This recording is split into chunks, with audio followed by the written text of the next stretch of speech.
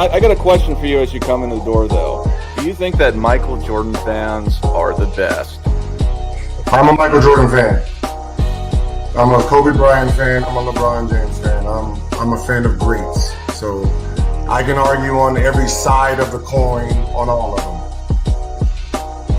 But yeah, do you think that Michael Jordan fans are the best? Are they the best?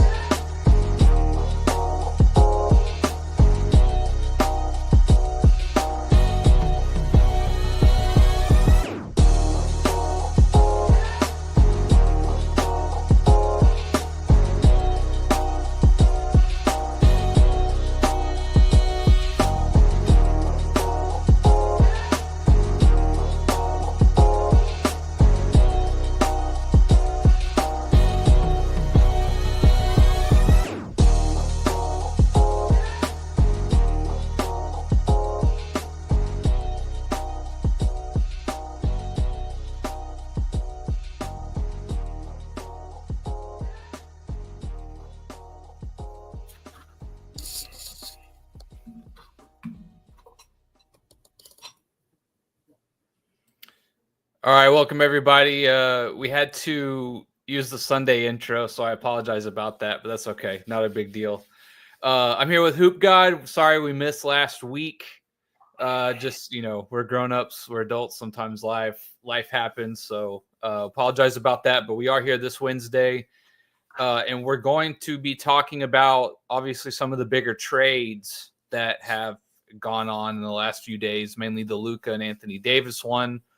One that hits close to home for me. But first, Hoop God, how you doing? Man, that workout got me, but I'm here. I'm ready. Let's do it. All right. I could talk forever about the Luka trade. Do you want to say something before we get started or something you want to lead off with? Well, I'm looking at how – okay, so I'm looking at it from both scopes. For the Lakers, I think they kind of looked at the, like the landscape, like, hey, we got a 40-year-old and we got a guy that's 31, about to be 32. All right, I'll tell you what, let's go ahead and prepare for the future, which is smart, by the way. Seeing that the roster that they had currently constructed was going to be another play-in team, it's like, why just continue to waste time, in that endeavor? It's like, okay, hey, we got the chance to acquire a box office player at 25 for the foreseeable future.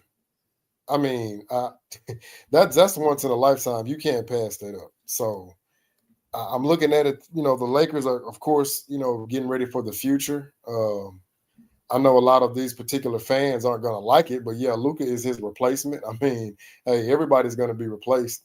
That's just a part of the circle.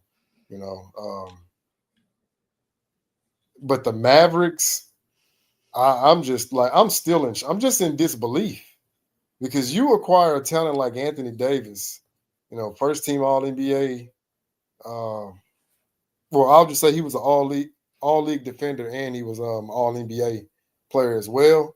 I mean, how many times does that happen that you bring him on to a team that literally just went to the finals, albeit you traded for their best player? But looking at that lineup is massive. Like the Dallas Mavericks by far have the best front court. Like nobody's messing with them. You got Lively, who is the athletic big man who can, get over on screens and, very active and a great rim runner. Then you got Daniel Gafford, the big physical force down there.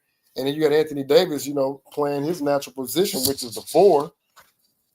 You got Clay at the 2. PJ at the 3 and Kyrie orchestrating. I mean, man, I just look like I'm looking at it from both sides. I'm looking at how both parties are winning. They got what they wanted. Although I will say this, I do believe you could have got more for Luka, but I do understand. Okay, hey, this is kind of like a quid pro quo. You do me a favor, I'll do you a favor type situation. So I understand it. I like it. So I'm gonna pass the mic off there because that's all I have to say on the whole topic.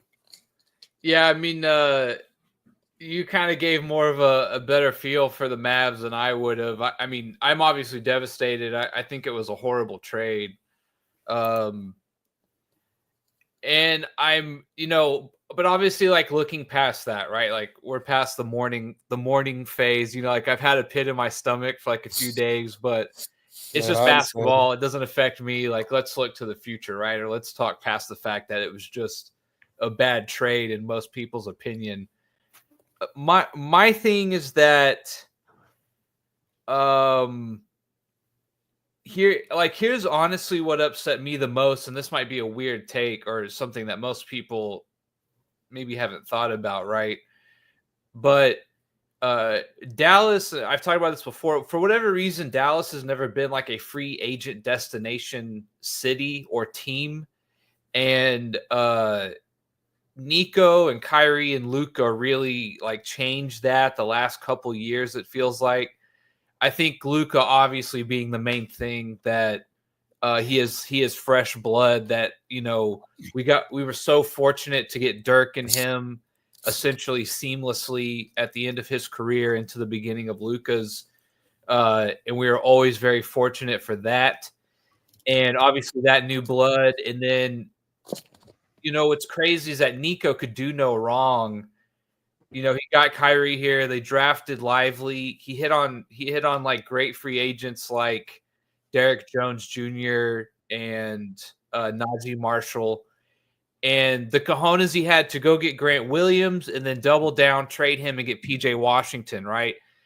These were like monster moves that I've never really seen anybody wheel and deal like that in the Mavericks front office, and I absolutely loved it. And he could do no wrong.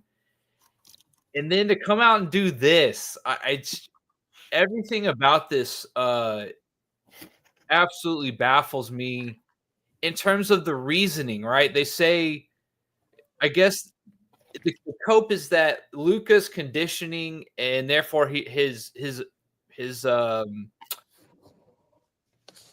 odds of being hurt and not available, things of this nature. His defense is kind of hinted on. Uh, is just so cooked that they had to get rid of him. Okay, all right. Let's say you can convince me of that Luka from here on out is not getting any healthier. He's not going to be getting any skinnier. He's not going to be getting in any better shape, right? He's 25, I think almost 26, something like that. And so if you could convince me, fine. But the way that Nico did this with only going through like a secret channel to the Lakers for AD, who is very injury prone himself, albeit semi-healthy the last 2 years, pretty good, has played more games than Luka, I think, the last 2 years, oddly enough. But a 31-year-old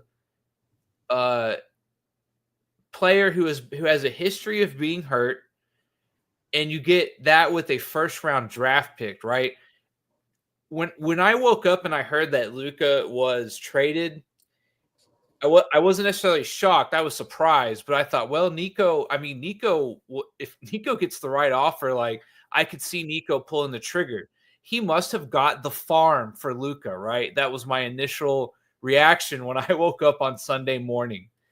And to see what he got, I just like I still am kind of like left speechless with where we were going, where we were headed, the direction we were moving, and then making this deal. It just really feels like a total T-bone out of nowhere, just getting absolutely blindsided.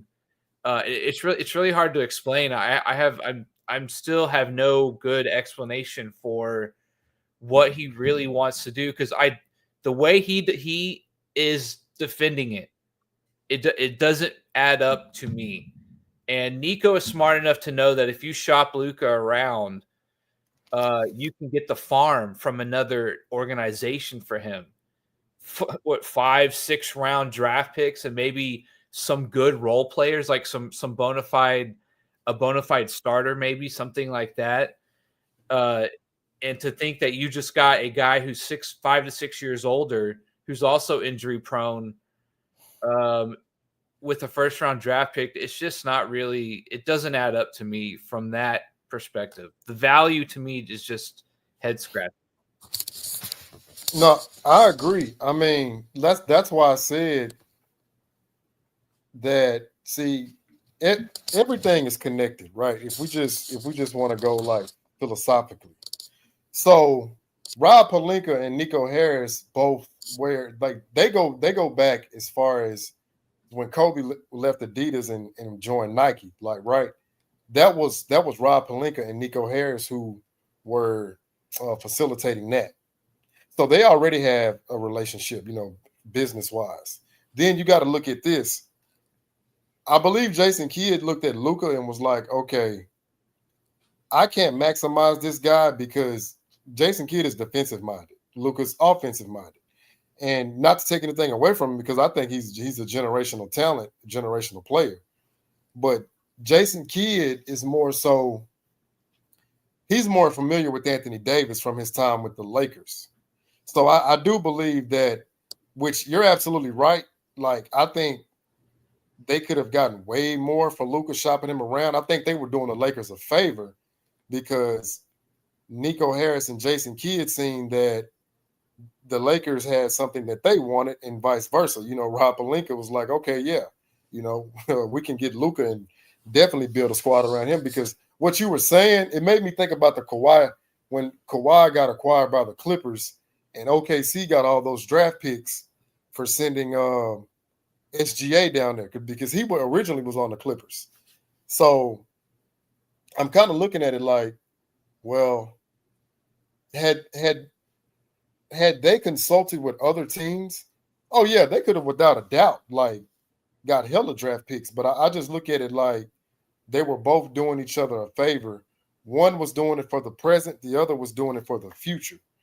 Because I would say for the people who don't know, oh, what's up, AOH? I didn't know he had super chatted. But no, I just think for the people who weren't aware, it's like, yeah, they essentially just done each other a favor. Now, do I believe that AD brings the same value as Luka? Hell no.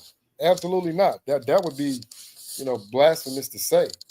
But the conclusion I came to was, okay, Nico doing Pelinka a favor, Pelinka's doing Nico a favor. All right, boom, let's just make that swap, because if we're gonna be just all the way like real about it, Luka, I would say you do that deal for like Luka and Giannis. I think that'd be a more comparable swap. Like you call up Milwaukee and say, hey, give us Giannis, we'll give you Luka. Oh yeah, we can sign off on that deal because Luka he's demonstrated the ability to take a team to the finals.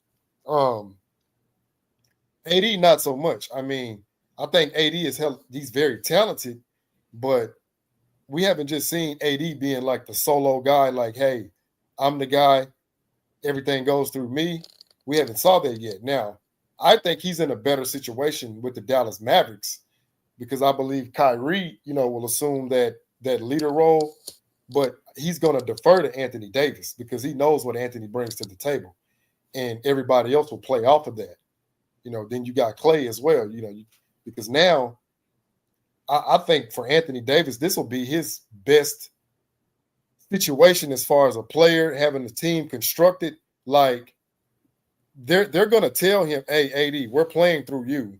You're the go-to guy, but he also has guys that I would say complement his play style because, Kyrie, we've never seen him with a talent like Anthony Davis. And I heard, who was it? I think it was Nick Wright and Chris Broussard. Like Boston was actually trying to make a play for Anthony Davis when he was in New Orleans, when Kyrie was there. But, Clutch Sports had kind of just shut all that down by saying, oh, Anthony Davis didn't talk to anybody but the Lakers. So we know how that played out. But I vividly remember that Boston was going to try to make a play, and it was either going to be Jason Tatum and a few of the role players and some draft picks or Jaylen Brown. Not both, but one of the two. And then, of course, pair that trio with AD and Kyrie. But now it's like, okay, Could this be what we could have seen in Boston? I mean, there's just so many possibilities, but no, I get it, man. For you being a Dallas homer, a Mavs, for them to like trade your number one guy, I know that's devastating. Like, I think that would be like a Warriors fan seeing Steph Curry get traded after the 2015 finals. Like, what? Like, yeah, and I can understand the business side of this. That's why when I woke up that morning and everyone had texted me, it was like, "Did you hear about Luka getting traded?" At first, I wasn't alarmed. I just thought someone must have made Nico an offer that he couldn't refuse. Right? I had total faith in Nico, and then when I saw what it was, I just was a little like I was underwhelmed. I just felt icky. You know what I mean? Like it just felt like we had gotten totally ripped off. That was the bad part about it. Because the thing is, like, I actually like this roster, like top to bottom. I think we've got a really good team, salary cap wise, contract wise, what we're going to be able to do. And so, if I hear we traded Luka, I think, I'm interested to see what we got back. I was not panicking per se, as good as I know that Luka is. And so I just didn't like, trading for a guy that's 31, also injury prone. A lot of these guys here, like Clay and Kyrie, they came to play with Luka. I think he's a big reason that a lot of these guys possibly are here. So I also don't like that. That goes into Dallas.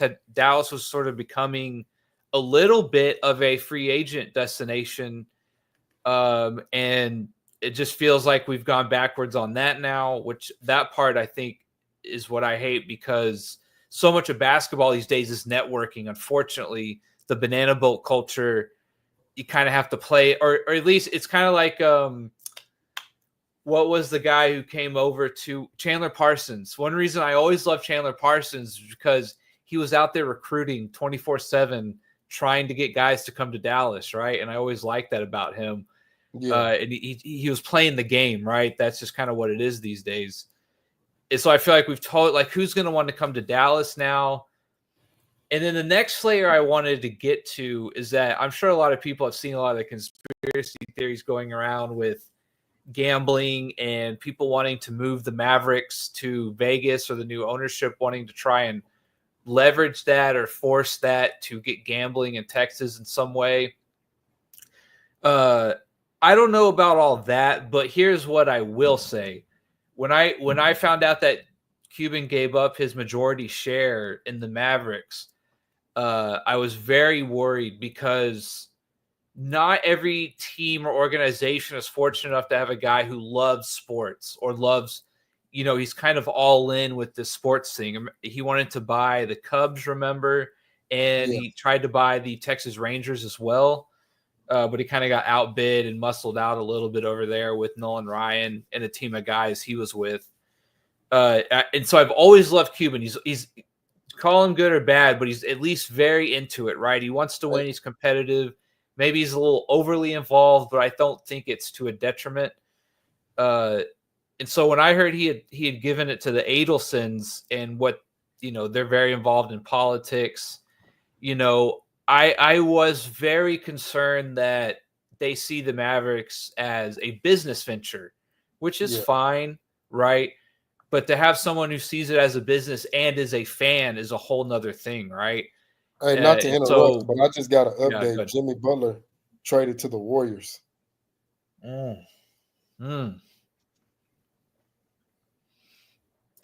For what in return? That's what I'm trying to find. I know I seen Andrew Wiggins was a part of it. I was trying to see who else. So it says the Warriors acquired Butler per report.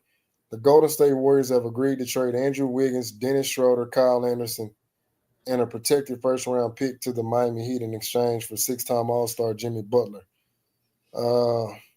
Damn.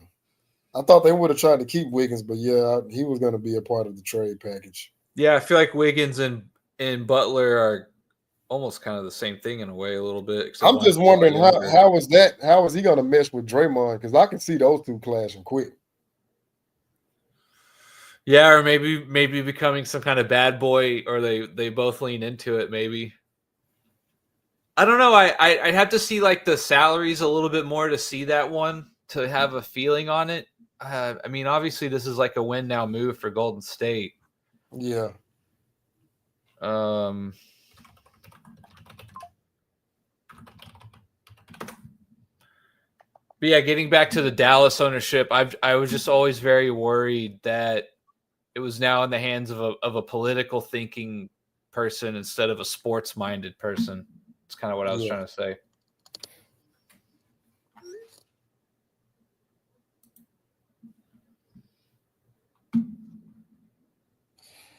Yeah.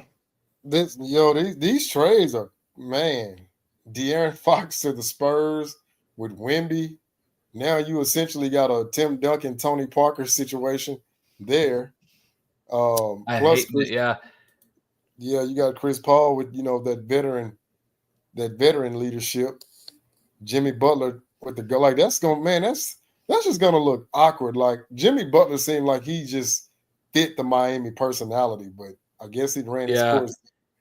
And I'm on video as well, at least over a year ago, saying like the Spurs are positioned really well to, if they make a right move or here or there, which this is what I would probably consider their first big move of the thing I was talking about back then, is that they had a lot of cap space, they had a lot of good like young pieces, Yeah, and if they played it right, with Wemby being as good as he is, as young as he is, they could have a really good team if they make a couple right moves, and we'll see if this De'Aaron Fox one plays out. I think it will. Because just I mean, throughout the history of the NBA, every great big man needed that, proverbial small man to, kind of create that offense for him. So yeah, this is very interesting, I must say. These trades and everything that's just going on in the basketball landscape. Like, man, Yeah, I can't remember. I can't remember the last time it felt like there was this much action going on. yeah. And then what was one other thing I wanted to say? Oh, yeah, I was gonna say, like obviously this sucked. Like I don't think we got the better end of the trade right now on paper and in my gut instinct, right? But I will say that, again, I'm a team guy, right? I'm loyal to the Mavs no matter what. Right. There are a few outs with this trade, right? If the Mavs, they still have a very good team, right? And it could be argued that with Kyrie and AD, that perhaps there's a little bit of a better offensive style there, possibly, that maximizes both of those guys. We'll see. I'm just thinking of a small and a big being able to play off of each other. Perhaps it's a better fit offensively and defensively, right? If AD stays healthy, the Mavs in the next 2 or 3 years, again, this is a big shot, right? So let's say we have faith in Nico, and Nico we trust, and he nails this, and the Mavs win a ring in the next 3 years, let's say. And let's say Luka's leg is cooked, or he gets hurt again, or he tears an Achilles or an ACL, which was my big concern with this calf when he got hurt. Is I thought, man, calves sometimes can turn into Achilles real quick, or Yeah. something else really quick, and it can be bad. And look, Luka is not the most agile guy per se. It just, the way he plays is one of that takes a lot of punishment. It's a lot of instead of kind of playing in stride, it's more of like playing a bump bump bump kind of way. And I just think throughout an 82 game season, going into the playoffs, it's hard to have someone like that at 100% all the time, right? So again, I don't like it right now. It feels bad. It feels like we made a bad move here, possibly a franchise-changing move, which really has me worried. But in terms of people, if you ever played poker, right, there are a few outs here, right? We have a few outs where this trade does end up working in the end, right? I don't think it will per se. It doesn't look like we've gotten the better end of it from what I think we could have gotten or what I would have liked to have gotten back for someone like Luka. But there's a few outs here, right? There are a few outs. So we'll see what happens. Again, I'm sure things will also feel better, once AD starts playing. These guys start winning some games, right? Winning cures all, as they say. But real quick, I was looking at their contracts. So Jimmy Butler is a free agent at the end of this year, right? Yeah. So it could be interesting. Golden State clearing up a lot of cap space, whereas Wiggins was only making like 26, 27 a year for the next couple of years. So it could be interesting. Like, what do you think he may go elsewhere, or he may re-up? I don't know. I mean, I think if you're Butler, you got to like playing with Curry, or at least, right? I think Butler's big thing is he wants to win a ring. Yeah. So Golden State at the beginning of this year looks like he would have loved to come here sooner. But perhaps that the Golden State, yes, has a better chance this year right now, and it clears the headache of Miami Heat to just get rid of him, right? And they get something for him in return instead of nothing. So there is that. In Golden State, you could say probably clears a lot of cap space. I would say he probably ends up somewhere else next year, a real contender. We'll see how Golden State plays out the rest of the year. I doubt that they end up being a true contender in Butler's eyes at the end of the year. So I would think he tests free agency. He wants to see who's out there. If Milwaukee or who knows, a Boston or Cleveland comes knocking, San Antonio even, who knows what could happen. Yeah, it's crazy out here, man. I don't know. I guess that's one thing I appreciate about the 90s and the 2000s. Guys generally stayed with one team for an extended amount of time. Like, you could go out and get a Kevin Garnett Minnesota Timberwolves jersey because he was going to be there for at least 13 seasons.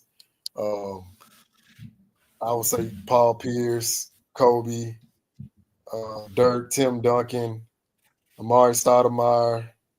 I mean, hell, even Steve Nash. He spent a good amount of time with Phoenix. Yeah, man, it's just I don't know. Like like these guys, like Kevin Durant. Like, how many jerseys this guy got? Okay, like, damn. Yeah, he's trying to get traded too. And I'm like, you freaking begged and cried to leave Brooklyn to go to Phoenix, and now you want to leave Phoenix. I just don't get it. Like, I don't get it. Yeah, Kevin Durant's kind of worn out my patience a little bit with how much he's moved around. If LeBron's going to get criticized for it, then he has to as well. Oh yeah, I agree. Yeah, no, I don't put any kid goes on with Kevin Durant. I'm like, okay, when he left OKC and went to Golden State, I'm like, okay, yeah, LeBron left Cleveland and went to Miami. I mean, no matter how much they try to distort the situations, like, no, the intent was the same. Just like somebody who purposely unallow somebody in a vehicle accident and somebody who accidentally does it. No matter what, the victim is still in the same predicament. So, hey, I gave him a pass, go say, but it's like, okay, you went to Brooklyn. I didn't work out there. You went to Phoenix. Now you went out of Phoenix. Like, yo, like James Harden, OKC, Houston. Where'd he go next? Oh, Brooklyn, Philly, Clippers. Like, 5 freaking jerseys. Like, man. I don't get, like, this the banana boat culture. Like, yeah, let's all be buddy and team up. Like, can you just imagine if all these guys will stay pat? Like, just imagine LeBron still in Cleveland. No, Donovan Mitchell probably wouldn't be there. Darius Garland, but I'm just thinking, like, how would Cleveland look? How would the Pelicans look with AD still there? You know, how would OKC look with Westbrook, Harden, and Durant? Like, oh man, like that's one thing I will say about Tatum and Brown. At least those guys are staying pat. Love them or hate them, they hadn't left their teams yet. Yeah, like, and those two guys are good because, well, like, I guess Tatum on a supermax, right? Didn't he just get an extension or something? I think so. I was looking at Anthony Davis as well. So we have him for this year and next. And then he's got a player option. Okay. We'll see. Yeah, so what do you think about the Zach LaVine and De'Aaron Fox? Like, I'm pretty pissed because I feel like San Antonio's in our division and they just got a lot better. A lot better. Oh yeah, they definitely did. Definitely. I mean, yeah, because you add that dynamic. Like now, I can essentially see them being. What? Let me check this real quick because I don't want to misspeak. Let's see. You can look where their standings are. Yeah, because I mean, just bringing De'Aaron Fox, I don't see how that doesn't make a significant improvement. They're 12th right now, and they're 3 games back behind a play-in spot. So yeah, you add De'Aaron Fox now. I don't see why they shouldn't be a 6th, maybe a 5th seed, Like, yeah, I think Phoenix continues to drop. We'll see about Sacramento. I don't know if Zach LaVine if they're going to make a push here if he stays healthy. Zach LaVine's been playing really good this year. So we'll see about that. Let me see. So I do think, yeah. I mean, so yeah, I could see them moving up too. The Mavericks, you would think the Mavericks got to get back to winning here in the next couple weeks, or I know we have the All-Star break coming up, but when they come out of the All-Star break, they got to put some wins together. I think they will. They're still a good team, right? Like, let's not. That's why I was trying. Like when I was trying not to overreact, and Anthony Davis is a good player. It's just I just don't trust him to necessarily stay healthy all the time, which isn't fair considering Luka, right? But a 31-year-old and a 25-year-old just doesn't feel the same when they get hurt. Yo, wait a minute. Yo, I gotta say this, man. This is crazy. The Dallas Mavericks are in the 11th seed. Yeah. And they're over 500. The 8th seed in the Eastern Conference is under 3 games under 500. Like the Miami Heat are man. The 6th seed in the East is at 500.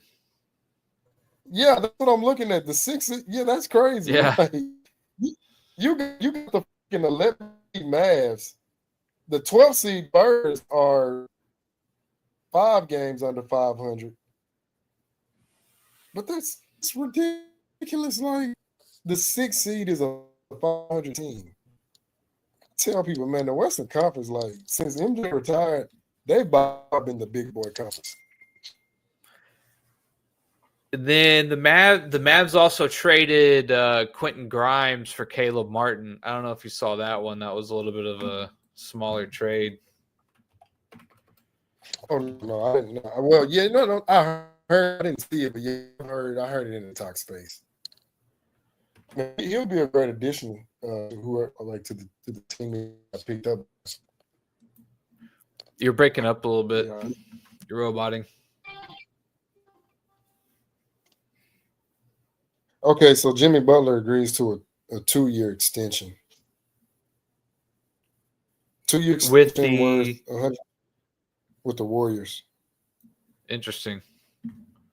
So he signed through 26-27. So this season up until 26-27.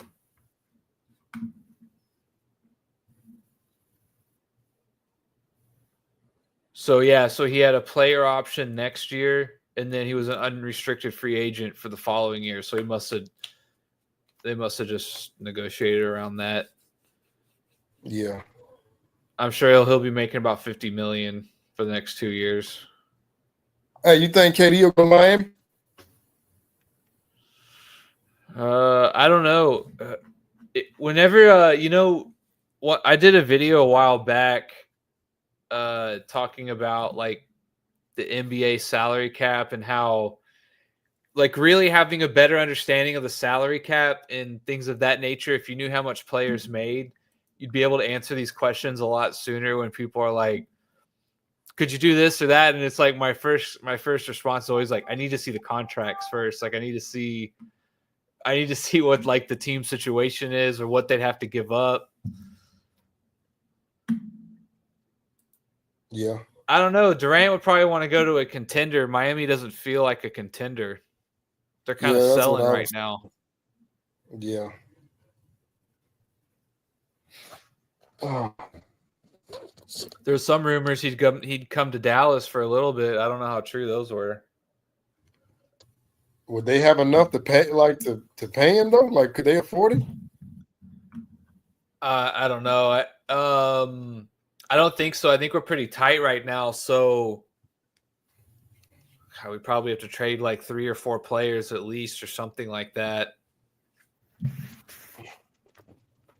That's what I'm looking. I'm like, I don't even think they have enough to afford him. You know, just in we'd probably have to give up. We'd probably have to give up Gafford or Lively. You definitely need them in the playoffs.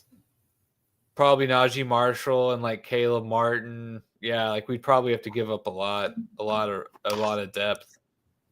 Nah, Nico ain't gonna do that. I think it's a little too much. The thing is, those are the guys who get you through the playoffs. You know, it's those hardhead dudes. I tell people that, man. Yeah, you got the guys who go out and put up the big numbers, but you can't overlook those dogs who go out there and play defense and, you know, make all those impact plays, setting screens and contesting shots, block shots, boxing out, rebounding.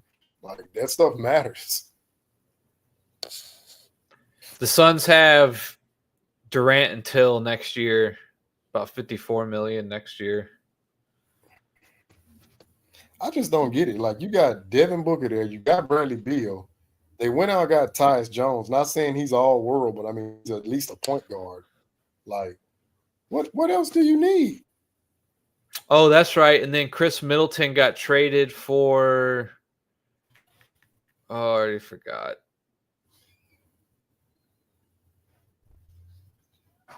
Who did Chris Middleton get traded for again? I think Kyle Kuzma. Wait, who? I was looking at that earlier. Let me check. I think it was Kuzma. Chat real quick.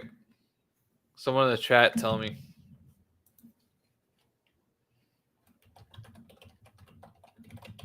Thought I saved it. I guess I did. Yeah, Kyle Kuzma. Does it say who else? I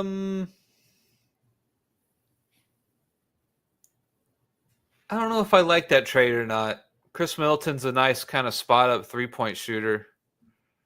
I mean, he had like a nice little ISO game. I mean, he wasn't up there with Kyrie and Devin Booker or Paul George, but I think he was a tier below them when it comes to like ISO scoring. But yeah, he could catch and shoot, spot up. I think that was what he was more known as. Kuzma was rumored to be on the Mavs, I think a year or so ago. He said he didn't want to come play with us. and then this year it sounded like he did want to come play with us. He might have regretted that a little bit. Yep. He missed out on that. Yep. He should have capitalized when he had the chance. Mavericks just need to get back to winning, playing some ball games, make this all go away. Poor Davis, man. I feel like they're going to boo Davis. I hope they don't. I don't know if they will. What, the Mavs? I mean, the Dallas fans? Yeah, I don't think they will. I don't think they will neither. I mean, it's not like he wasn't the one who said, hey, trade me. And like, that was the GMs. It's kind of making me think about when the Mavs booed Michael Finley, and he was like, "Yo, I don't know why the Mavs are booing me. Like, the front office traded me to Spurs. It's not like I wanted to go there." I love Michael Finley, man. He was like the first Maverick I ever liked. Matter of fact, yeah, let me look up Michael Finley's stats in the 2000s. He had a couple of years of like 20, 22 points, I think. Maybe got up to like 24 points a game one year, something like that. Yeah, he's one of my favorite players personally.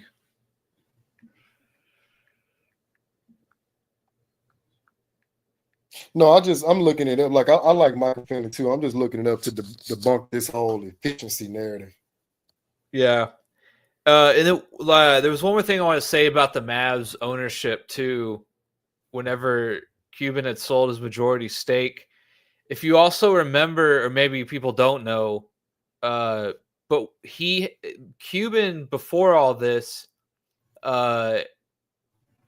and perhaps a little bit towards the end of Dirk's career, the beginning of Luka's, is when he had brought Nico Harrison around.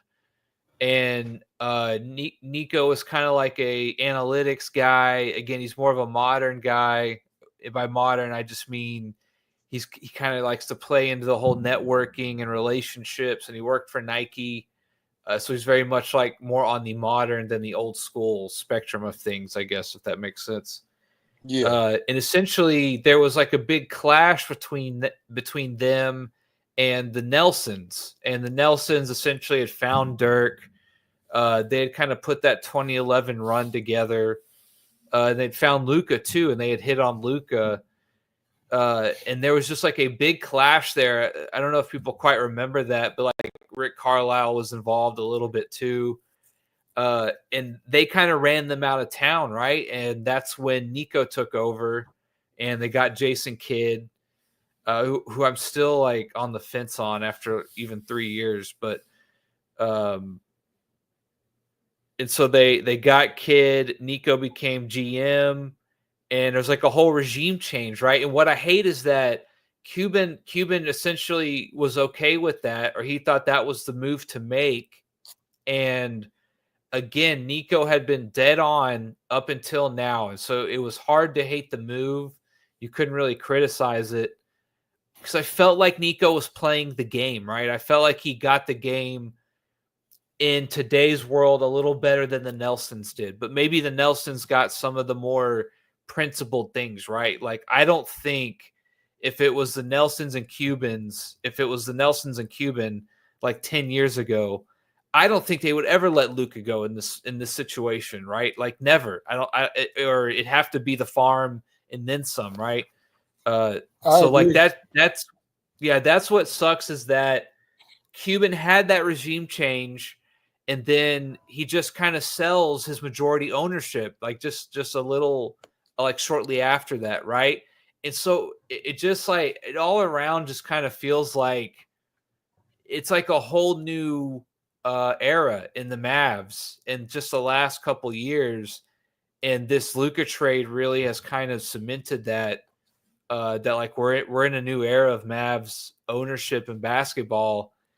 And it's kind of leaving me a little worried, and we'll see. I feel like maybe we are rolling the dice a little too much, right? I don't know if Nico got in his head, overthought it, really in his heart of hearts thought this was the move to make. I don't know, but something about it just feels weird, foreign, right? Like very like like the it's like the little kid of me of the Mavericks, right? That I have always had since 2011, right? They crescendoed when I was like in college, and I watched them my whole life. I feel like the little kid of me has died as a Mavericks fan, and now I'm officially transitioned over into this. I'm like an adult, and like I just am like disappointed in my team right now, and it just sucks, right? But we'll see. We'll see. I'll pay attention as always, and we'll see how they do. Yeah, I'm with you there. Yeah, that is kind of devastating. I'm not gonna put it up there, but would you say it's similar to when Steve Nash signed with the Phoenix Suns, like to a lesser extent? Because Dirk was It's funny. devastated by it. It's funny because that's why I'm pausing a little bit, right? That I'm waiting to see. I think there are a few outs where this is okay. This trade works out. And that is when I was also devastated when we lost Nash. I thought, well, there goes our championship hopes, or it's like where are we going to find a replacement for someone like that?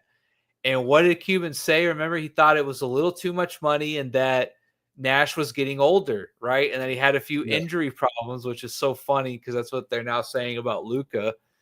And it sucked. And it sucked really hard. The next 2 years after that, as Nash goes back to back for MVPs,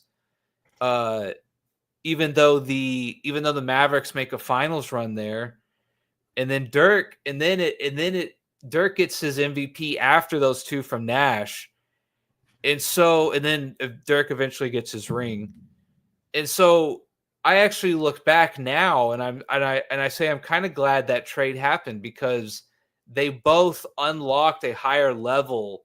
I think having to be the true leaders of teams and having to go through that and seeing what they were able to do as individuals, right, in a team aspect.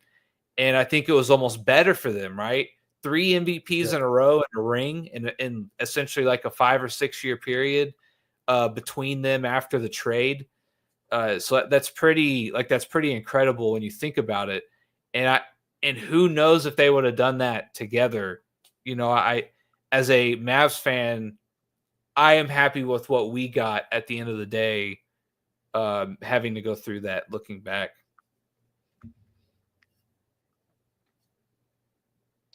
Yeah, I was just thinking about that because I remember Dirk, he was kind of devastated about it. They interviewed him, and then it's just like, that's the business. But hey, lo and behold, I got to the finals in 2000. So it all worked out. Yeah, and then this is also the one, like, there's been a lot of rumors, and it's like one of the rumors I've heard is that it's like one of two things too. I've heard that Nico really likes AD. Apparently it's like some kind of Nike connection again. And I've heard that Nico has just never liked Luka. I don't know how true these things are. I'm not some kind of insider or have any other source that anyone else would have. But just from what I've been trying to keep notes on and tabs on. And so I don't know if there's something to that. Again, the way all this has gone down, what sucks is that there's no like logical explanation, right? Like, and so people are reaching out for these theories. And it sucks because like this is what I mean, where it just feels like a pit in my stomach because like it just doesn't make sense. Like I'm looking for some kind of rationale, and there's just nothing that makes sense. So people are like making up all these theories and like maybe this or that. So I don't really know, right? But man, it does feel like there's something there with Nico and Luka or something, or maybe. I guess the whole thing about why they put this comment up is like people saying Luka can't stay in shape. And that's one of the things that bothered Nico. He felt like Luka didn't take his cardio and things like that serious. I don't know how true that is. I feel that to be a little petty for a guy who drops 30-point triple doubles on the regular. Even if he is a little out of shape or whatever, I feel like that's not quite a good reason, right? Yeah.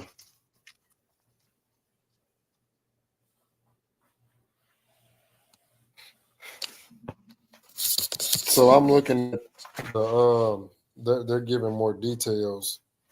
So Dennis Schroeder is heading to the Jazz. Kyle Anderson headed to the Pistons. PJ Tucker is headed to the Miami Heat.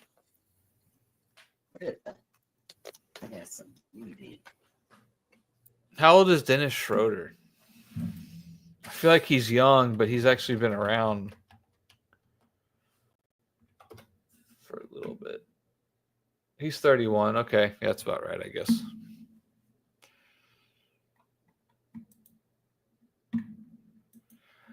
So what do you think? What's your thought on like the Lakers and Luka? Because like obviously the Lakers are going to pay him the max extension as long as nothing crazy happens with him getting hurt or his health. I mean, they're going to pay him. So I mean, like, yeah, where if does I'm that looking leave? at it, yeah, glass half full. I mean, I think they just said on LeBron in a roundabout way, like, "Hey, man, pack your bags. You know, we got your replacement." I mean, like the old saying goes, everybody's going to be replaced. You know, Kareem got replaced, Shaq got replaced, Magic. You know, I mean, well, Magic didn't really get replaced. He's unfortunate. D Wade got replaced. You know, like that's just a part of it. You know, Kobe essentially. I mean, there just comes a time when you know, like, hey, your time is up. And I you know, just to give him credit, I mean, yeah, he's played great offensively. I mean, granted that, you know, this is an offensive era, but it's just kind of like, you know, even at this age and stage, like you're gonna be replaced regardless, you know.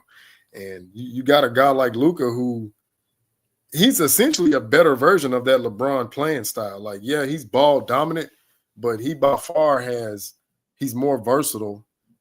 He doesn't shy away from the big moment.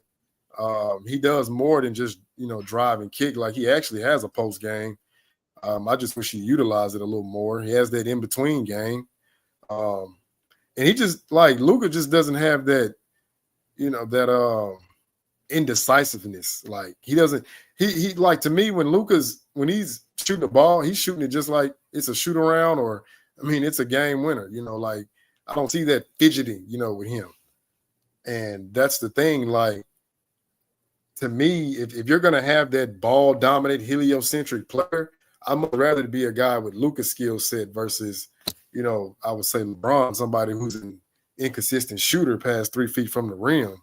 Because we seen Luka go to the playoffs and dominate because he could adjust to what the defense is doing to him, you know, versus I'd say LeBron, who, I mean, if we look at his track record, when he goes up against elite rim protection, he doesn't fare as well because he can't get to the lane. You know, they shrink the floor on him, force him to be a jump shooter. Well, you're not going to play Luka like that because he's going to light you up, you know. So I'm gonna just say that, you know, Rob Pelinka and the Lakers, they're just gonna heavily invest in Luka's conditioning and, you know, making sure he's coming into, I would say, into training camp in shape, and, you know, just doing everything to prevent some of those injuries, because I'm always gonna pound the table like, yo, yoga is the way to go. Look how long Kareem played. He virtually had one injury. Look how long Hakeem played. You know, he kind of had a couple little nicks, but like when he just got strictly to yoga, I mean, he played like what, from 83 all the way to, I mean, 84 to what, 2002, essentially. I mean, it's, the blueprint is there. I just don't know why these guys won't follow it. I mean, like, I don't know. I don't get it. I mean, yeah. Dart's in the yoga, chat. Oh, yo, what up, Dart? You know, yoga's been here since the beginning of time. It's just like guys don't want to do it for some reason. Flexibility is the most like underrated aspect of fitness or sports or whatever you want to call it. Yeah. Being more 100%. pliable. It's like the bamboo stick. You bend but don't break. Yep. The Shaolin monks say that the more flexible you are, ultimately, the more pain you can take. Yeah, absolutely. I agree wholeheartedly. That's a real quote. Yeah, I agree wholeheartedly. You know, there's a lot of people in the chat who are saying kind of that Mavs are better now. On some levels, I don't disagree in terms of the styles around and the pieces, right, that are now able to maybe play off of each other. Yeah. But the thing is that it is hard. It is harder to replace a walking 30-point triple double than it is to get a rim protector and some help, rebounding or something like that, right? So that's kind of my opinion on it. Again, he's also 25. AD will be good or possible peak AD or a very high functioning version of AD for only another 2 or 3 years, if we're lucky, full time, or at least for some decent amount of time in playoffs. So again, it sucks because what I would like to say is that I trust Nico to make the right move, right, going forward with our salary cap structure and all of that. And he seems to have done that up till now. And so now I feel like the last 2 or 3 years, I'm all the way back to the start. And it's you have to prove it to me again now in a weird way that you can get us back to the finals, essentially, consistently. Yeah. Hey guys, I What's just up, wanted Dart? to say, and I've had a very busy week. I don't even have the energy to say Michael Jordan fans are the best. They are, but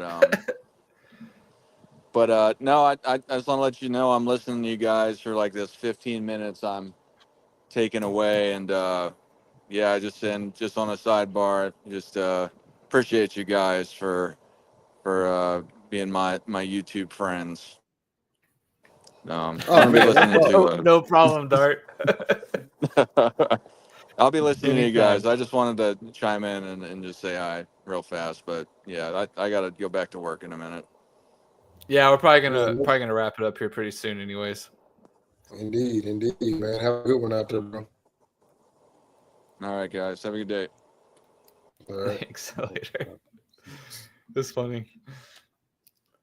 All right. Well, you have any final thoughts or any other trades you wanted to talk about? I mean, I do think the De'Aaron Fox is probably, I hate to say the most significant, right? Because you just traded AD and Luka, but it has the possibility with the pairing of Wemby to maybe be the most impactful trade, right? Depending on how that plays out, I guess is maybe the way to put it.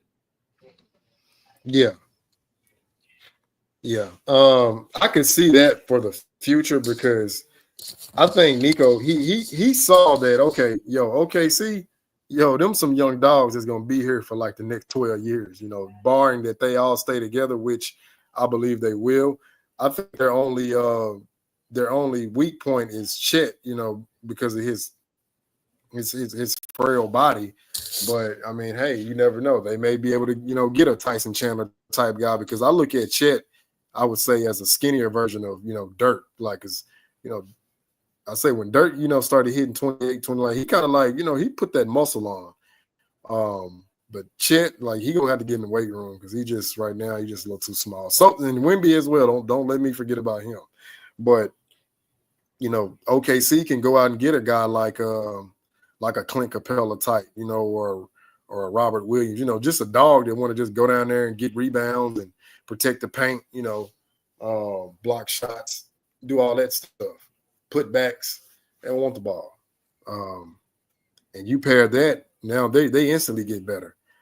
I could see the Spurs, trying to acquire like a PJ Tucker type, just a tough nosed guy on defense, but hey, he can also hit that 3 ball. So he'd be like that Bruce Bowen, You have the Tony Parker, you have the Tim Duncan, you go get a Bruce Bowen type guy, and who knows, they may be able to find, a Danilo Gallinari, I would say is a great value version of Ginobili.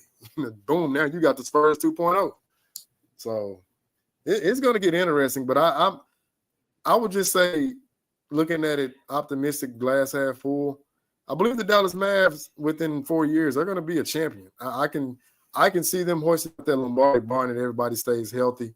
Because, like I said, out of everybody in the West as of right now, who has more championship caliber players on their team besides the Nuggets and the Mavs? That's how I'm looking at it. Like they've got the guys who've been there and know what it take, and then you got 3 guys who've been on 3 different teams, who know what it take. So Yeah, I'm that and definitely you go ahead. Sorry. no, don't be in. That's all I was saying. Go ahead. Someone was saying earlier too that the Mavs. I don't know exactly how they put it, but they said something along the lines like the Mavs got lucky last year. They definitely weren't the best team in the West. One thing I will say about the Mavs is they are maybe not like the best regular season team. I do think they are a tough matchup. I think size-wise and length-wise, especially the two-headed monster of Lively and Gafford, I do think they are a tough matchup for teams, especially in a more grinded out sort of playoff scenario. And so while, yes, I admit I don't think they're the best team on paper, you especially look at someone like the Thunder, right? Agreed, Yeah, right? They're not like that, but I do think they have length and size. Someone like a PJ Washington. Remember last year they had Derek Jones Jr. as well. They are a tough matchup for teams. In my opinion, right?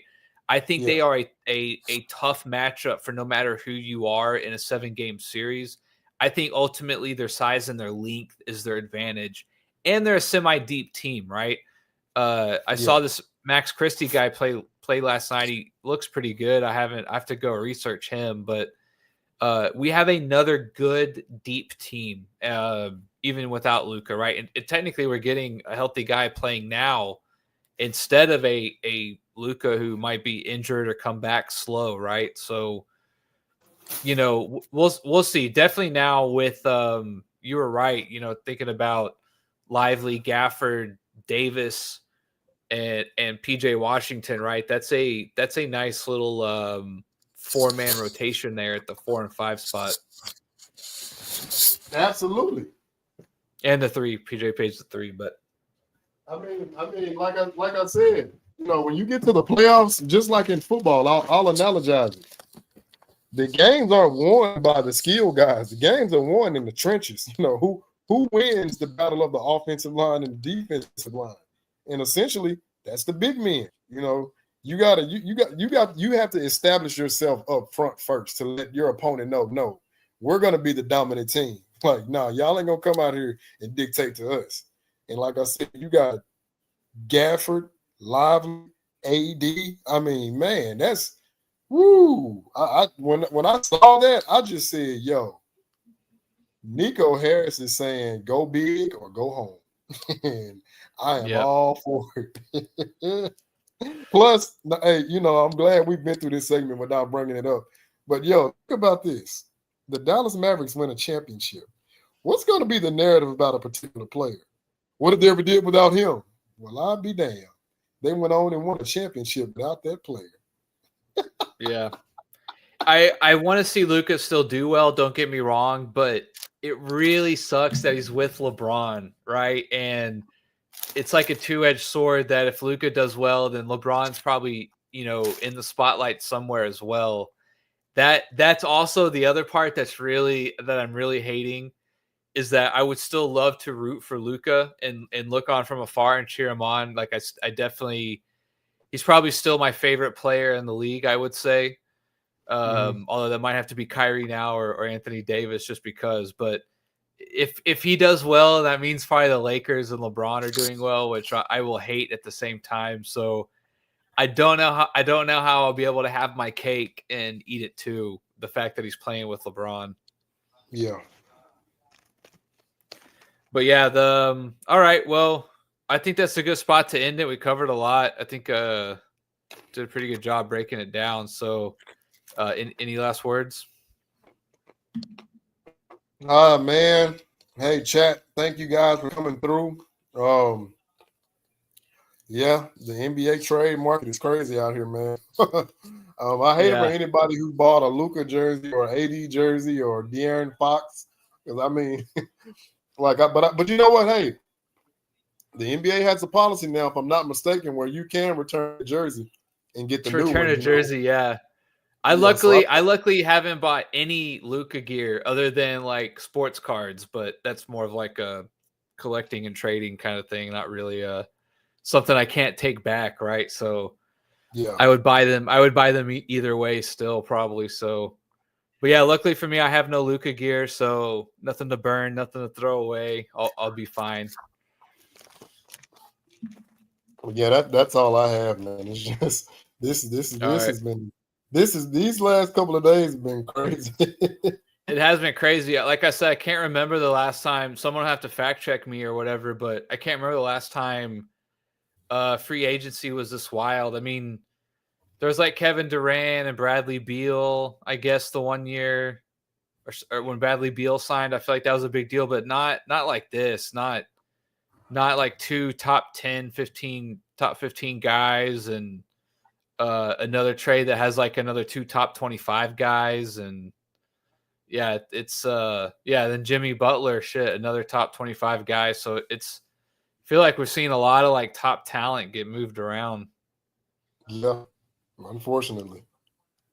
Yeah, unfortunately for me, right? We'll see. We'll see. I'm gonna try to stay positive. The morning phase is over, and we'll look ahead, right? Like let's look to try and get in the playoffs first, and then we'll go from there. Yeah. All right, man. Well, that's it for us tonight. I guess we'll see everyone on the Sunday show. Appreciate everyone who chatted and is watching. So y'all have a good night, and we'll see you next Wednesday. Indeed. Y'all have a good